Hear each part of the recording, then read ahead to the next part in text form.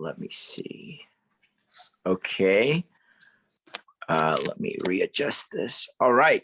Jasper, thank you for joining the Hollywood Times. I really appreciate you taking the time today. And you are Hollywood's bad guy, I hear.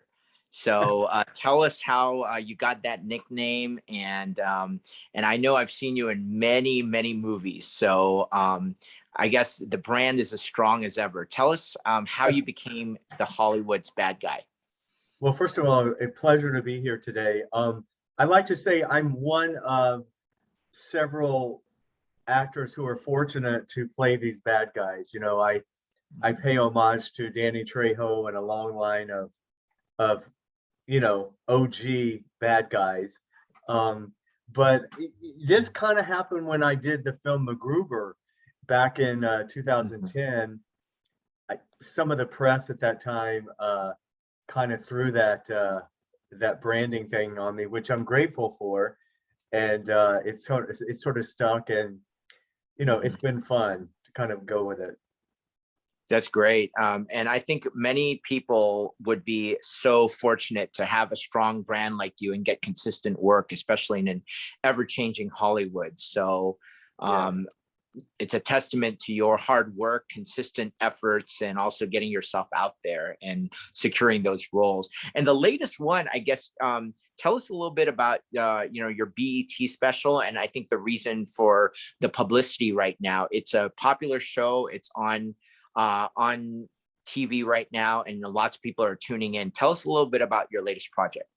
Yeah, so it's the third season of The Family Business, which is a drama on BET Plus. It stars Ernie Hudson of Ghostbusters fame, and I got introduced this season. Corey Black.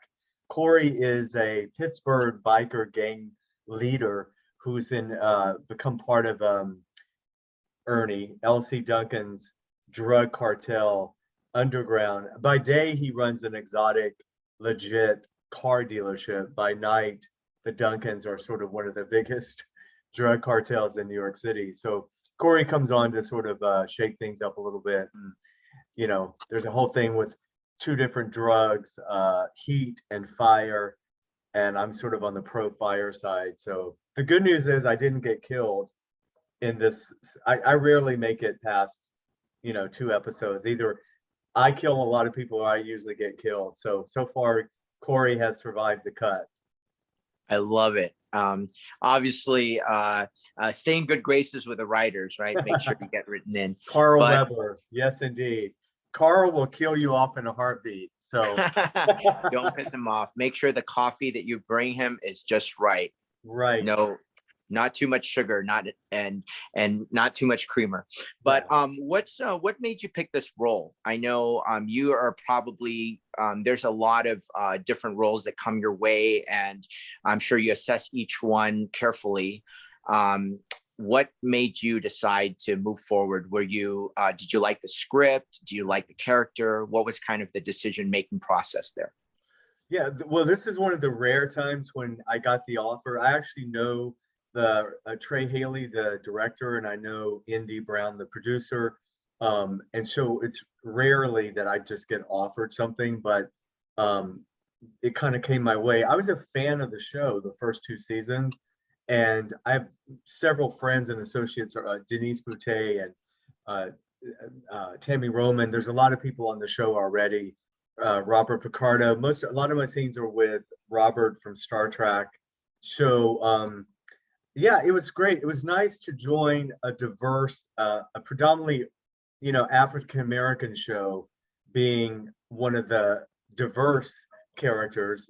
Being a Caucasian, even though I'm a quarter Cherokee, I'm still more Caucasian than I am Cherokee. So it was, I was a fan of the show, and I rarely turn down work, to be honest with you. As I always say, I'm working towards my pension. You got to get your hours in. Got to get those earnings in. Yeah. That's wonderful. So What other projects do you have lined up for yourself, or are you going to continue with family business? You think, obviously it's going well right now, it'll probably get renewed for several more seasons. What are your thoughts for the future, and are you concurrently working on other projects? Yeah, fingers crossed, that we get a fourth season. Generally, it will run on the streaming service for a few months, then they'll move it over to BET Mhm. regular, I guess, their main channel. Mhm. I'm really excited about a project called Kombucha Cure, which is a 6-episode digital series that I co-star in. I'm executive producer. It's Emmy winner Tamara Braun, Denise Boutet, Jennifer Bassey, Robert Craighead, and it's a quirky little dark comedy, which I don't get to play a lot of comedies. And I play Theo. He's this war veteran who has a pet pig, and he and his wife teach yoga.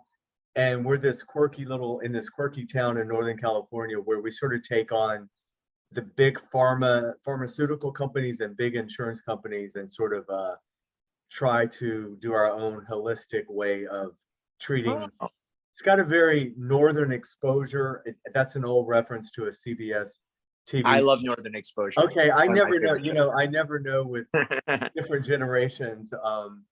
But it has for me, when we finished it and I looked at it, I thought this has a very quirky northern exposure kind of quality. So hopefully that will drop in December. I can't say which platform, but let's just say it's one of the bigger streamers, and Whole Food, I think they own Whole Foods.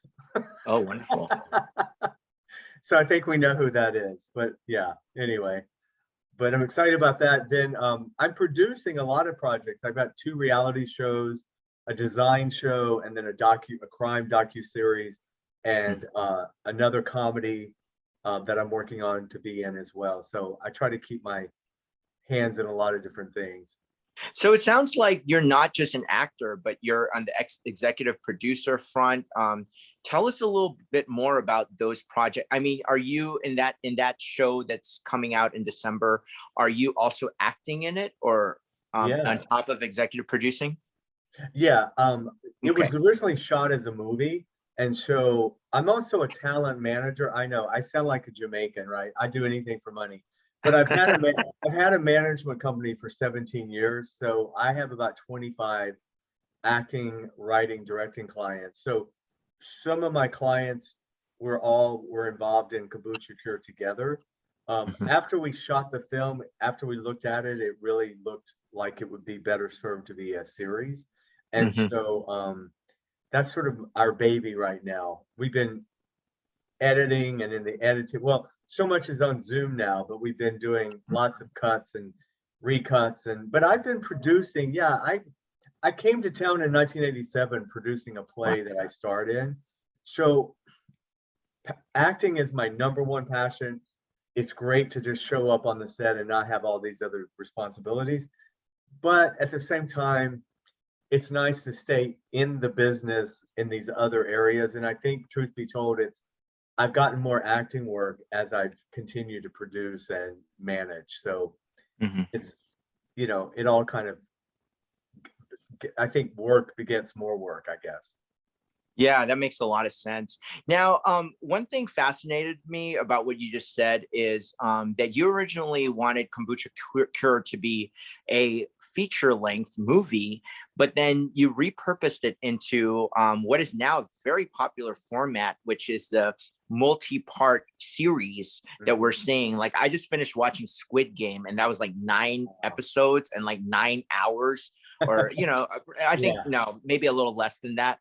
But how do you feel about kind of this change, especially after COVID, with a lot of people staying at home and streaming, and then also allowing our stories to not just be condensed into like a 90-minute or 120-minute film, and then getting more like stretched out through a longer periods of time through multi-part miniseries. I mean, I was shocked when Ozark, they would release it all in one go, and then I actually watched all of it because I love like that premise, and the characters drew me in.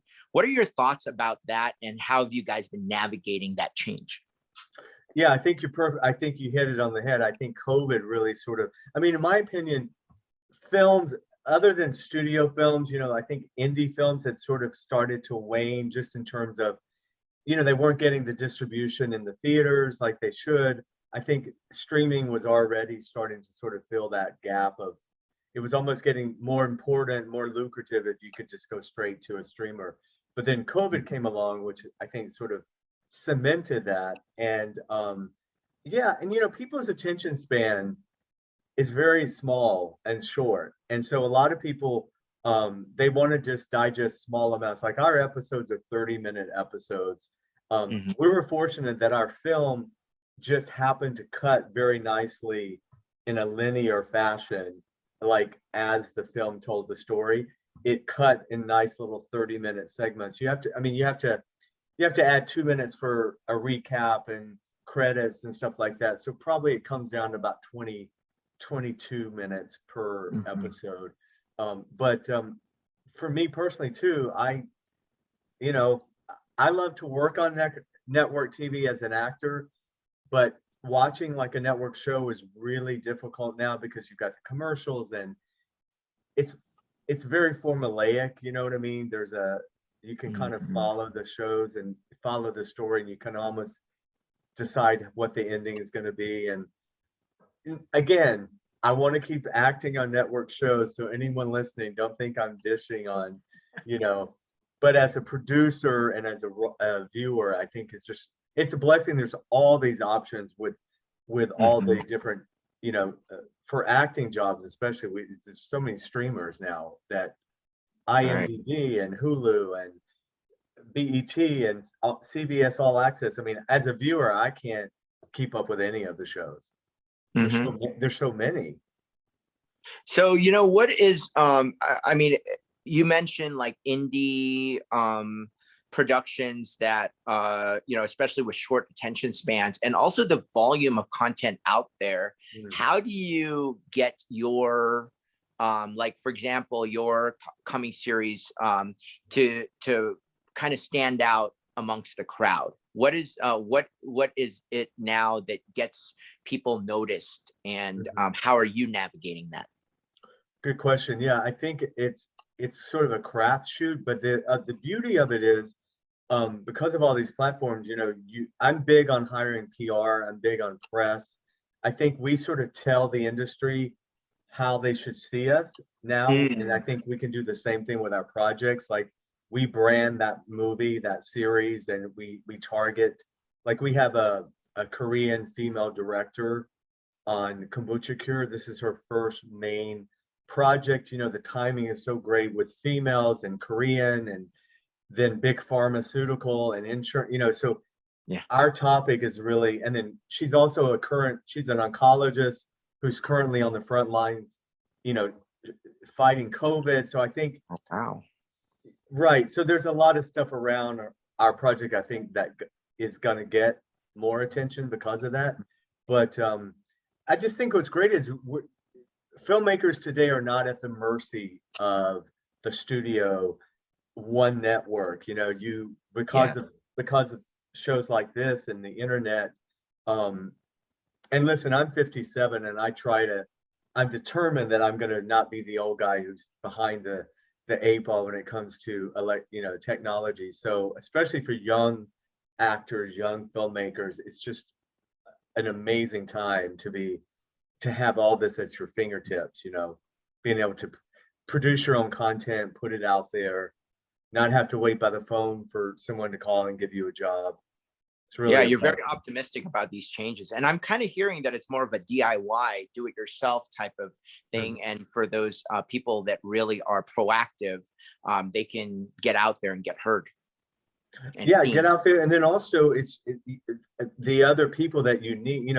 Filmmaking, TV is all a collaborative effort, and you're only as good as the people you have around you. So I always try to surround myself with much smarter, younger, mostly people, for the technical stuff. But there's just so much talent behind the camera, the below the line people that are wanting to get experience and work, and so there's no dearth of people to hire to work on work on these kind of indie projects.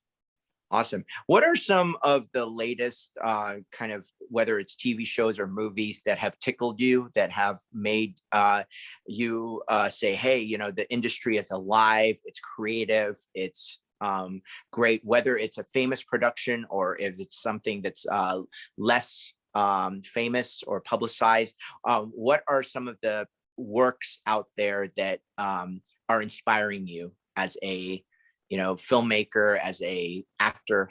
Mm-hmm. Well, lately, like the morning show, I've been a little late to some of these shows. Like I've come in a little late, but I discovered the morning show as an actor. Like to be on, I would do 2 lines on the morning show just to be in that sort of company of actors. Mayor of Easttown with Kate Winslet was brilliant. On the comedy side, Hacks. I don't know if you've seen Hacks with Gene Smart, HBO Max. Ted Lasso. I mean, there's just so much incredible content. You know, I'll read in the trades or on deadlines, it'll say like such and such show renewed for season 3, and I'm thinking, season 3, I didn't even, when did they do the first 2? I'd never even heard of this show, right? So I'm trying to really stay on top of all the stuff. I'm also a huge documentary, like given a choice, I will pick a documentary to watch, a docu-series or a documentary, especially biopics, you know, anything to do with the industry, bands. I mean, I'm not a Justin Bieber like music fan, but I just, you know what I mean? But like, I just watched his New Year's Eve behind the scenes special last weekend, and I was completely pulled into, I'm always more intrigued by the behind the scenes stuff, what's happening before they get on stage, you know, before the cameras roll. So yeah, there's so much documentary stuff. I love true crime. I'm a big true crime person too. Awesome. So Jasper, my headline now is Jasper Cole is a believer. Yes. That is this. That, I would love, in fact, I'd love some of his followers to come on over to Jasper Cole Says, SAYS, and I'm all about the Bieber right now. Yes. I love it. Hollywood's badass bad guy is actually a Justin Bieber fan. That is amazing. And also a Real Housewife fan, if you want to throw that in. People are blown away by that. They're like, dude, which Real Housewives do you watch, Jasper? Okay, here's the embarrassing thing. I really have no shame in it. Every single one of them. Like, oh even Dallas that got canceled. Like, I've been on board from the beginning. Friends of mine are like, dude, you're but you know, there's like Michael Rappaport, there's Jerry O'Connell, there's these dudes that are so into the Housewives. I love watching their commentary. Yeah. It's funny. I was just at a event and I got to link up with Vicky from the OC Housewives. That's a good friend of mine. The OG Vicky. They need to bring her on back. Yeah. You know, because yeah. Absolutely. Are you team Vicky or team Steve? Oh, team Vicky. Woo! I'm gonna let her know. You know, we gotta find Vicky's got the right guy's coming for her. I think, you know, the right person's out there. Yeah. I have been telling her that is the most important thing, and this was a blessing. Oh, we saw she dodged a bullet. Those are the exact words I said. I mean, when he ran for governor, that was the final strike. Oh my God. Yeah. Yeah. And then the lies, he was trying to say they broke up, but he was, you know, trying to get her to fund it. So there you go, right? Allegedly with, you know, another side chick on the side. A side piece. That's a 36-year-old bartender. Yep. That lives in a 1-bedroom apartment. So he's basically downgraded at this point. So I mean, the stuff that guys will do, right? The things that guys will do, just throw things away over, you know, a hookup. I'm always amazed. It's right. Even at that age, he's 63 years old, you know? Yeah. I mean, come on. Crazy. Yeah. No, go Vicky. You know, I think the OC Housewife, I mean, they really are seeing that they need to, even if they have to pay out the ass to get these original cast members back, it's worth it because those are the ones people want to see. Absolutely. And I always say Tamara's a kick. Oh, Yes. They lost two of their best talents. The two of them together they were Lucy and Ethel. Yeah. So if you're Lucy, who's your Ethel, Jasper? Well, my sidekick on my radio show, One-on-One with Jasper Cole, Ralph Cole Jr. is definitely, although he's more Lucy, I'm probably Ethel, but Okay. we're definitely a weird duo that works somehow. And what kind of projects do you guys work on? Well, so right now, I've been doing this podcast for 10 years, One-on-One with Jasper Cole, and he's my sidekick. It's live every Thursday night on Blog Talk Radio.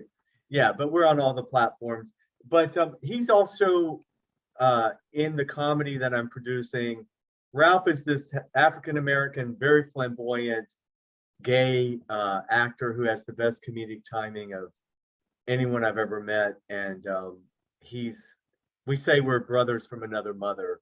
But yeah, I met him, I was producing a pilot that he's co-starred in. It's like the day of the table read, I thought, wow, who is this dude? Like, I need to know this guy. And we've just been like best friends and associates ever since. Wonderful. I just liked your page actually for the One-on-One, and it's been going on for a couple of years now. Well, this particular show has been about 6 years, and then I had a show called On the Set with Jasper Cole for 4 years. So it's 10 years total that I've been doing. And I really, the truth is I started that because I wanted people to see my real personality, which is not really at all like yes, everyone thinks you're the bad guy. They're like, stay away. Yeah, I mean, I'm pretty easygoing, caustic, sarcastic, funny kind of guy. So I just kind of wanted the industry to remember that, I'm not always slitting people's throats and stuff. Yeah, that's only sometimes. That's only like what, half the time. It depends on when they pay me, basically. Scale plus 10, I'll stab you. Yeah. Let's get to who the real Jasper is. I think it's so funny because you do have that persona and first impression of you, but I did check out your one-on-ones and I said, yes, of course, we all know, anyone with a brain knows you're playing a character part, but the real you, tell us a little bit about the day-to-day. I know you're immersed, wearing all sorts of different hats in terms of creating, whether it's acting, whether it's producing, all of that. But what is your day-to-day and where do you live? Are you based here in SoCal? Yeah, I'm full-time based now in Palm Springs, California. Nice. 34 years in LA, 16 years part-time back and forth, and then my husband and I, we sold everything in LA, and for the last 3 years I was commuting, but an apartment fell out of the sky, literally in my lap in LA. I had vowed I would never pay that kind of rent in Los Angeles, but an amazing thing came to me. So I just in the last 2 months have taken a place back in LA, and because now work is back again. So I'm the commute's tough. Yeah, although it's funny, this is the truth for anyone out there who doesn't live in LA. There are times I can get to LA faster from Palm Springs than driving across town. Like I lived in Silver Lake, and I remember one time to go to Santa Monica, it was 2.5 hours, and just sitting basically, and I can drive door to door in an hour and a half, moving the whole time. So in many ways, it's easier to get around from Palm Springs. But I've always been a rah LA person. Like you know how I don't know. Are you in LA or? Well, I lived in LA for a long time. I'm actually now in Orange County, so okay. I'm just outside. Well, the love-hate thing with LA, especially with the East Coast. I'd be the first one to like defend LA, but what happens is you don't know, right, until you leave. Like until I started coming out to Palm Springs, it would be when I'd go back to LA that suddenly things would irritate me, or I'd see trash on the street, or the things that we like in Orange County. It's different. It's cleaner. It's it's a little, and you don't notice stuff when you're around it all the time. So I kind of have the best of both now because I can go to LA, get crazy, and then know that I'm going to be driving. I'm going to be leaving to come back here. Yeah. So So in Palm Springs, do you and your husband have pets, children? What's kind of the, when you're doing your R&R, what does that look like? yeah, we have a dog, Zeke. He's a purebred corgi, which we rescue. We don't buy, but he was found running downtown LA about 4 years ago. Just And you rescued running. him? I have a girlfriend who's one of those like crawl under the building dog rescue Oh, yeah. people. She knew how much, because we had corgis before, and so she texted me a picture, and because here's what had happened. Our other corgi had died like a year before, and she would constantly send me photos, and she'd say, I found a corgi, and then she'd send me the picture, and it'd be like a pit bull mastiff, and I go, she goes, well, look at the feet. I know there's some corgi in there somewhere. So this time I expected this. Yeah, I expected the same thing, but when I opened the phone, I was like, oh damn, it's a corgi. So yeah, we're here. I work from home when I'm not acting. So the producing, the managing, I just work on the phone and the computer, which I can do it anywhere in the world, really.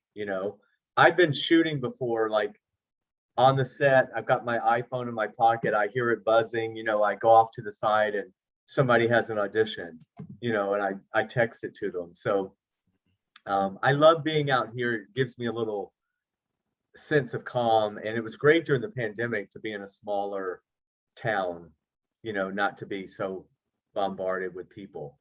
Mm-hmm. Yeah, Absolutely. And and that's I that do probably love that life. helps the creative process too, I'm guessing, to be in that peace and quiet and be away from all of the hustle and bustle in LA. Absolutely, yeah. And then when you want to get in and get that energy, you dip in, but there's something about a lot of people. There's so many actors who've now moved out to Palm Springs. In fact, tonight at 5 o'clock, the Palm Springs Gay Pride is kicking off.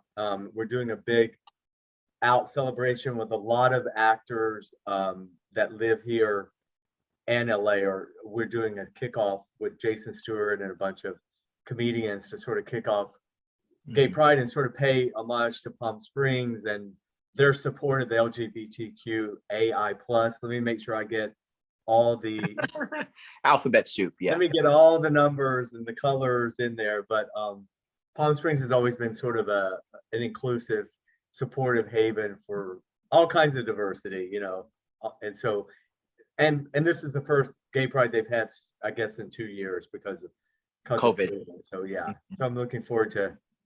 I can actually walk downtown from my house, so I can just walk into town this afternoon. Awesome. I'm not a partier. In fact, this is coffee. This is my drug of choice. I don't drink. I'm so boring. I don't do drug. Caffeine is my drug. Yeah, and it helps you lose weight too, unless you put too much sugar and creamer. Right. Unless you're at Starbucks with the 8,000 calorie mochaccino mocha mix. That's what I had this morning. The mocha frappuccino, my favorite. It's pretty much all sugar. But I was saying to you, like, okay, well, that's fine. That's your meal. Like, but some people will have a meal and then that. And another meal. Yeah, I have friends that'll say to me, dude, I don't ever eat. They're like, I never eat. Like, I don't eat breakfast. And then I was like, well, tell me, what did you have this morning? They're like, well, I had a frappuccino mocha mix thing, and then I just had a banana and a muffin. And I'm like, well, you just exceeded your entire day of calories, but all right, you don't eat. So are you a big foodie, Jasper? Yeah, I'm very disciplined about my food because I have a lot of food allergies, and so I've had to be sort of disciplined about it. I sort of eat a high protein, low carb diet. I've been lucky though. I've never been a sweets person. I've always been more of a fried, salty carb, that kind of. I'm from Georgia, so we deep fried pretty much anything that wasn't moving. Yes. Tomatoes, frogs, chicken, pickles, anything. Every time I go back to Georgia, it's like they've added a new fried item. It's like fried Brussels sprouts or something lately. I can't remember. I was like, what? I mean, fried cheese was one of the worst, but which is delicious. I was going to say the best of the worst. Yeah. So what made when did you move out from Georgia to come to Hollywood? I moved here the 1987, and it was the first day of the Whittier earthquake, like September 30th. What And a welcome. I thought, and my girlfriend that I moved with at the time, she thought it was a great sign, right? She thought it was exciting. I thought it meant get the hell out of here. It's a bad sign, but I didn't know what an earthquake was. And at that time it was one of the biggest LA had, and that's when like one of the newscasters dove under the desk, and anyway, it was quite the welcoming. But it's funny because Mark, now I'm one of those Californians. It's like, we have an earthquake, I and I'm slept like, through it. and I'm like, oh, that was a 3.6, or that was a 4.8, or whatever. But it's funny because 34 years ago, I was ready to pack it up and Wow. move back. But I lived in Atlanta before, and I actually live in Decatur, which was one of my favorite places. It's a great place. So fun. You can just walk to all the bars, and the MARTA's right there, and it was great. But we had those what is it, those little like twister type of things that were, I'm like, it's gonna break the freaking window. Oh yeah. Yes. No, I don't. I was just talking to someone about that. I have a client, a friend who flew in from Atlanta this week to go to a premiere, and I met him for lunch, and he's only been living there a year. And I said, dude, okay, how are you dealing with the tornadoes? Because they've only gotten bigger and bigger, right? Because of global warming. And he's like, I go, do you have a basement? He's like, no. He goes, I just sort of go out the window and watch them. I said, oh, yeah. No, those thunderstorms are just, the lightning and the thunder alone can be scary.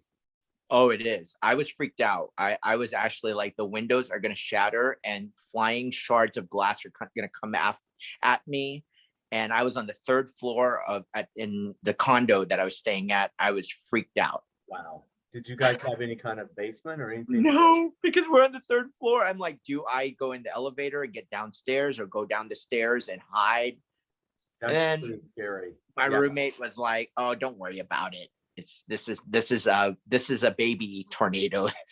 You're gonna be fine. Did you go back there for work? I mean, because Atlanta has become, as people may not know, the Hollywood South. It's really become. I mean, I have an agent there. I work there. Did you go back for work? I'm always curious what takes someone like to Atlanta. Is it personal? Well, actually, for me, I was there in 2010 to 2011, and I was transitioning to grad school. I thought I was going to go to Emory, but I decided to go to Columbia instead. So I soon moved up to New York after that. I got you. Well, Emory's a great school. I mean, Yeah. But you went to New York, yeah. Yeah, New York is a whole nother level of city, which was too much for me. I actually really liked Atlanta because it's kind of, for example, the food was much more fresh than all the refrigerated cold food that you get up in New York. So I said, Atlanta is a better quality of life because the city isn't too big. Yeah, New York was a little too big for me. Yeah, I grew up in Athens, which is 16 miles away. It's a college town. University of Georgia. Yeah. Go Dogs. Yeah, I'm not even a football fan, but whatever. You got to say go Dogs. But for me, that was like going to the big city, right? So for us, like driving to Atlanta was a huge deal. It seemed like an all-day event. And I moved to Atlanta for 2 years before I came to LA. I thought it was a nice like transition before the big city. Got it. Yeah. Like going before New York. Yeah, get your feet wet before you were thrown into a city of 11 million people. Yeah. And yeah, LA is pretty daunting for a lot. But when you got here in 1987, so many people come to California and they want to make it in the biz. You did it.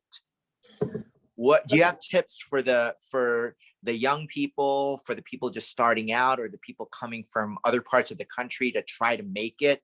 What are some words of wisdom you can share?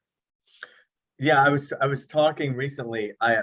And this is only in hindsight, that now that I'm that old guy on the set, but we always say to ourselves, when you make it kind of thing. And so recently I realized, I used to say, I was so busy trying to quote make it, like I was never really in the moment a lot. I was missing moments. Like someone will bring up a project from 25 years ago.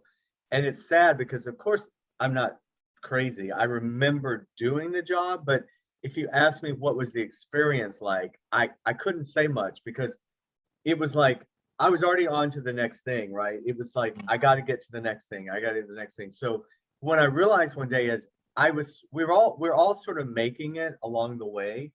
You know, for me, it's a marathon. It hasn't been a sprint. It's been it's been this kind of slow marathon. So, but I would, you know, I was lucky. I came here with a play that I was co-starring in with my girlfriend, and that sort of this. Now you got to remember, this was pre social media, pre anything. This was Yes, where you 87. basically did theater to, well, one, I did theater because I love it, but to be seen, to be showcased. Um, I tell actors today, please don't pack up and move to LA or New York until you have a body of work. And because of all the access, like we talk about with shooting your own projects, and you can be pretty much anywhere in middle America and shoot a film, shoot a short film, shoot a TV show. Let the city call you, you know. I mean, unless you just happen to really love LA and you want to, you know, go there to experience life. I was one of those people. I fell in love with LA the first time. I had been twice before I finally moved here. And also I was only 23 when I moved here. So, you know, when you're 23, you're kind of fearless. And but you know, Mark, is interesting. I always knew what I wanted to do. I didn't always express it, but I was blessed that I always knew I wanted to be in this business somehow.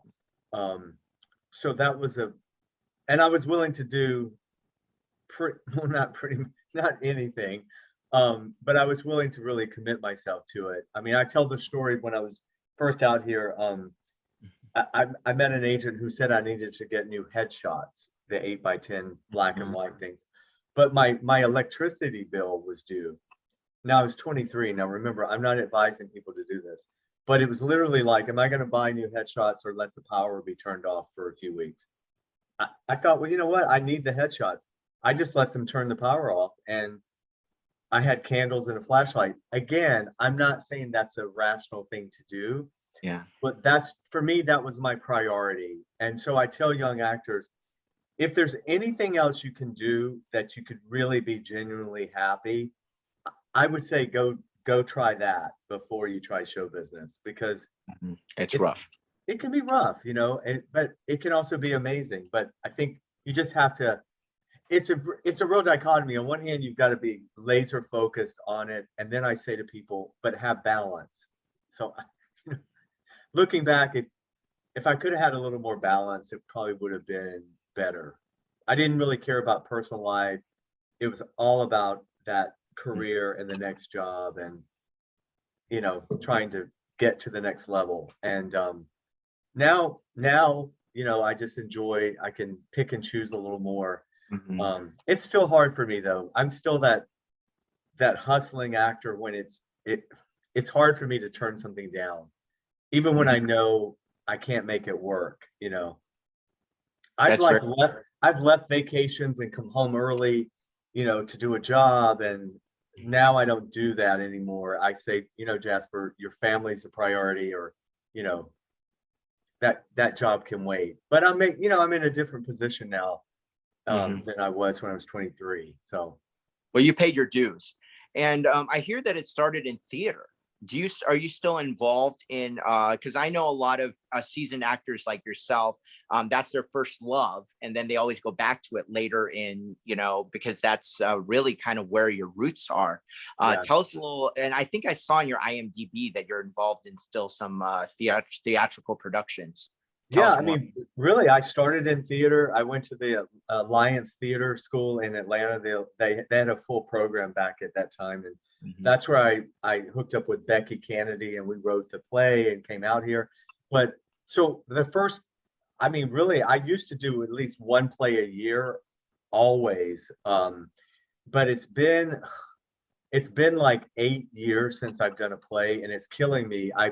I've tried to do theater, and then, you know, the problem is you want to go do a play and then you get a TV job or a film job, and I'm just gonna. So January of 2020, I decided, you know what? I'm renewing my equity card. I'm full on theater. I'm gonna go to New York, blah blah blah. And of course, a month later, the pandemic hit. So live theater, right?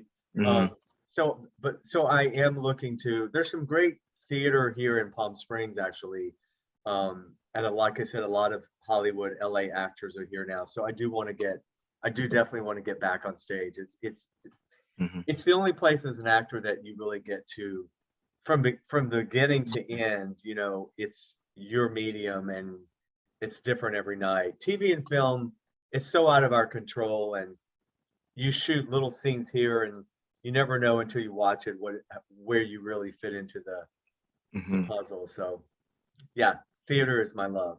Great love. Yeah, and I think you have a heart in mentoring the younger generation of actors. So maybe that is a good outlet to create something in Palm Springs, which I think a lot of times is starved for entertainment, right? It's people don't realize, the ones that don't go to Palm Springs know that there's certain like times of the year, like during Pride and all of that, where it kind of comes to life, but usually it's pretty sleepy. I think, on your average, right? Summer nights especially. You know what's happened is, too many people have discovered the secret. No, what's happened is because so many younger people can work from home now, they're coming out from LA because the home prices are so cheap here, and condos and stuff. So people are realizing, wow, I can be a first-time home buyer in Palm Springs for like $250,000 or something, and LA, it's you can't get a storage unit for that much. You can't get a parking space for $2,000 a month. So so it's become much more of a full-time, a less seasonal kind of place, and a lot more younger energy here, that's here. So yeah, I love it. I mean, I'm never gonna be the get off my lawn guy, the old guy, the Clint Eastwood Gran Torino guy. So I'm all about just. There's an actress, Doris Roberts, from Everybody Loves Raymond. She was a dear friend of mine and a mentor. And I learned from Doris over the years that I remember when Doris had done Remington Steele, and there was a 10-year gap between getting Remington Steele and Everybody Loves Raymond. And she was doing free play readings, and she would take 1 and 2 lines. I remember going to tapings at pilots, which never got, she taught me, Jasper, you got to stay in the game. You got to keep yourself and try to work with the new young directors, the new young producers. And then she got Raymond, which changed her whole career in life. And so I watched how she navigated, and no parts were too small, and she kept herself out there. So that's what I try to do. I have to fight that because I'm not a crowd person. I like to do my work, and so even going to this Pride thing today, I have to show up and get ready. Rah, everyone. Because I'm not playing a character. When it's just Jasper, which probably doesn't seem like it today, but when I'm not on, I'm a lot more shy, I guess, a little more reserved.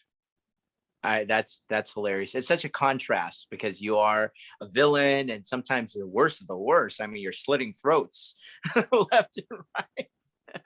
But you seem to have a great sense of humor about it. I think you really have to if you're going to play roles like that. But there's so much humor on these horror films and stuff. Everyone should come to the set of these bad horror movies, because we laugh. I mean, you can't believe some of the shit. You know what I mean? Some of the stuff we're doing. And you just crack up afterwards, the fake blood and all this stuff. Yeah, American Horror Story. You were, you were very menacing.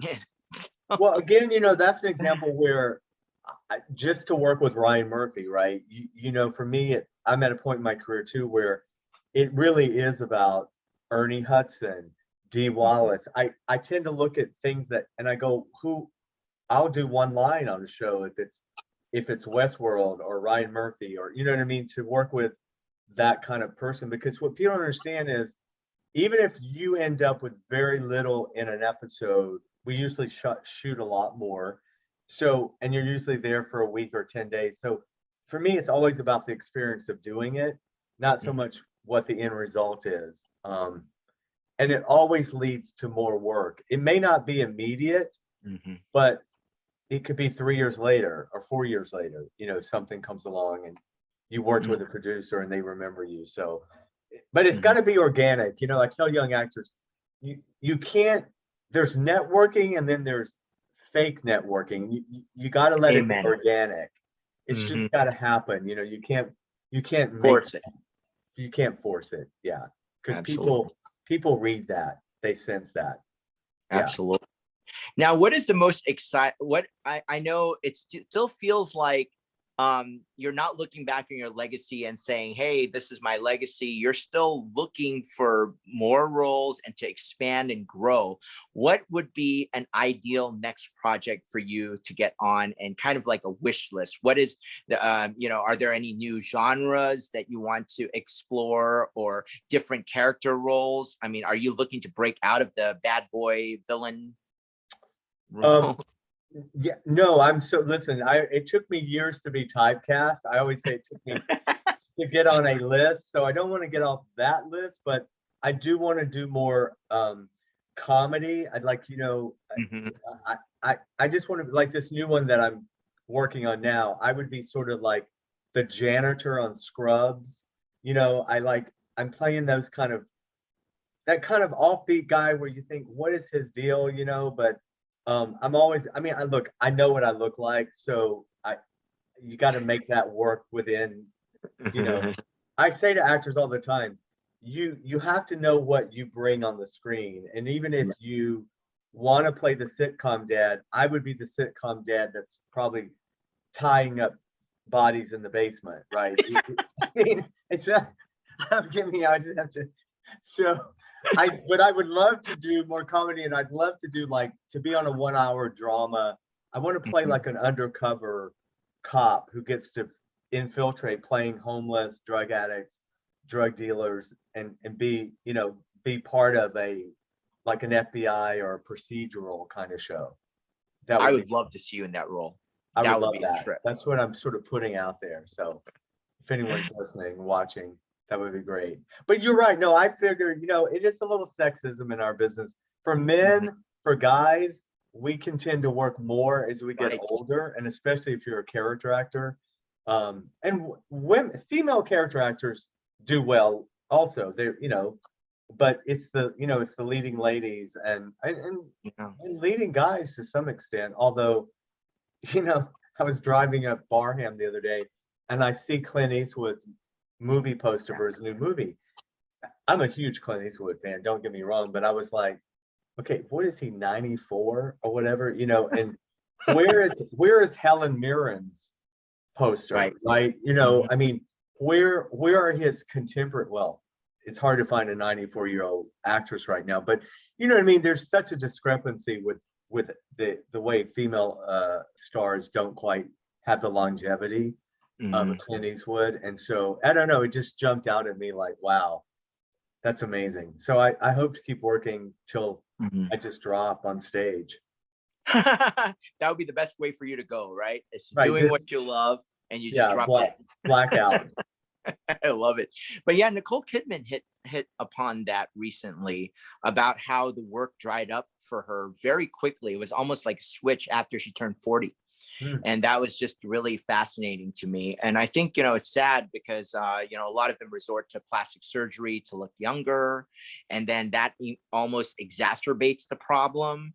And then the fact is they're getting less roles. That's just the bottom line. And if they would just, because what it does is it affects the roles they can play, right? So when they have all this extreme plastic surgery, they may enjoy how they look in real life, but when it comes to their career, it limits what, I mean, we could go down a list of amazing actresses who've kind of fucked up their face. And I mean, like, I'm a huge, like, I love Cher, for example. Cher is she's an amazing actress, you know, but she can't play those Silkwood. I mean, if she would be one of our most formidable character actresses. Yeah. if the vanity thing had not taken over, it's a really, it's a hard thing. I'm not judging it. I just say, gosh, if they could just allow themselves to, well, it's easy. See, it's very hypocritical. It's easy for a guy to say that Mhm. because we don't have the pressures of a share to look a certain way. Mhm. But yeah, it's kind of a sad thing the business does to, when you said 40, like a Nicole Kidman feeling like she was out at 40. But you notice how that's why so many of the big TV film stars are now in television. Mhm. All of them basically, and that's where streamers really came in and snatched them up. And the best scripts are on the digital and the streaming platforms. Yeah. And, you know, I cited Ozark earlier. I think it's her, Laura Linney. I Laura think it's, Linney's a great example. yeah.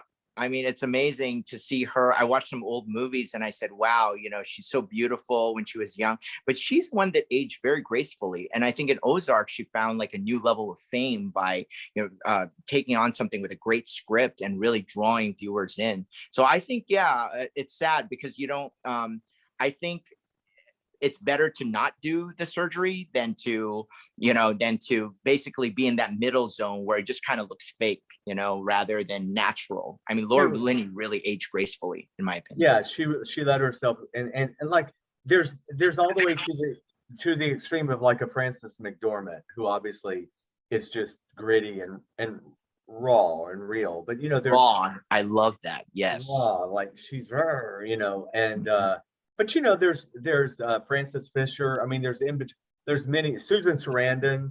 Mhm. There was a time when she was getting all the parts, and she hasn't really done a bunch of stuff. You know, Diane Mhm. Wiest seems to be the Mhm. one that's also.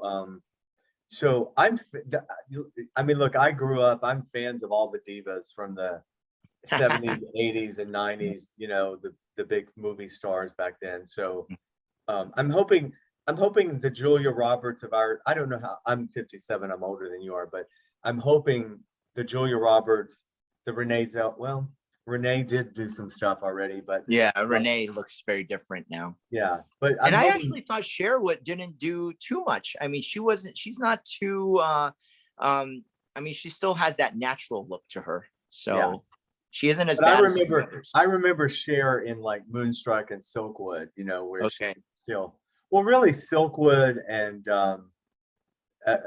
Mask Hmm. with Eric Stoltz. I don't know if you remember, with Sam Elliott. That's a great film. Sam Elliott, by the way, is my other. I worked with him in 1998. He's my greatest mentor I ever met, and I. So my favorite actor is Jeff Bridges, and then Sam Elliott. So you see where I'm sort of in that. Hmm. You know, it. I want to get the long silver gray hair like those dudes have. Eventually, maybe 10 It's years from now. coming. I see it in your Oh, goat. well, yeah. I mean, that's what someone said the other day. They're like, you know, it's starting here, but I want it to move here, So all that up here is all natural, pretty no much. dye. Yeah. Wow. My mom died at 80, and she's the Indian, and she never colored her hair, and it used to piss her off. I don't know why she gets so offended, but people would assume she had colored her hair because of her age. And she's like, I never, the very idea, she'd say, that I would color my hair. Trust me, I'll do anything for a role. I'll bleach it blonde if I have to. Have you had to? But you it seems You like know, most of your roles you've been come as you are. They just do yeah, a little. I did a pilot for the WB network. See, nobody remembers that. I did a pilot back in the day, and that I went blonde. Um, Diane, Cary Grant's daughter was in it. I can't remember, but anyway, I was blonde, and I saw a picture from that the other day, and I looked like a baby Leonardo DiCaprio or something. But I'll have to go find that. it didn't work. It was not a good look. Then you said, I'm going to go for that hobo look. And Yeah, I'm then gonna that do the was, hobo chic look. yes. And that was the jackpot right there. Yeah, I love playing homeless guys. I mean, unhoused. You know, I actually do. I do one episode. I tried to do a month on homeless situation in LA.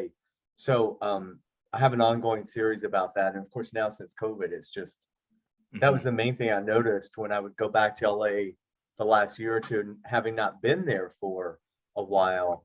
I don't know how the situation is in Orange County, but LA is just, the homeless is out of control. I mean, It's really bad, oh, especially in Hollywood.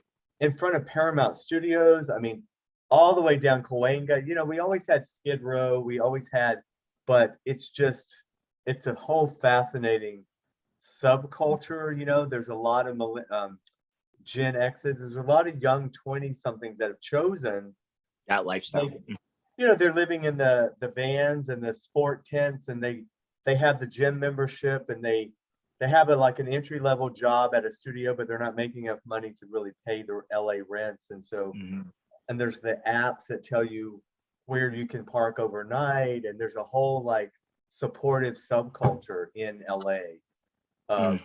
So there's that part of like unhoused that are choosing to do it. And then of course there's single mothers and families, and then there's the other mentally ill, and it's just, you know, it's not one. It's a mishmash of different tribes that have come when together. you start, when you really have, I've had so many people on my show from, you know, politicians or whatever, it really is just a matter of the money. It becomes an industry.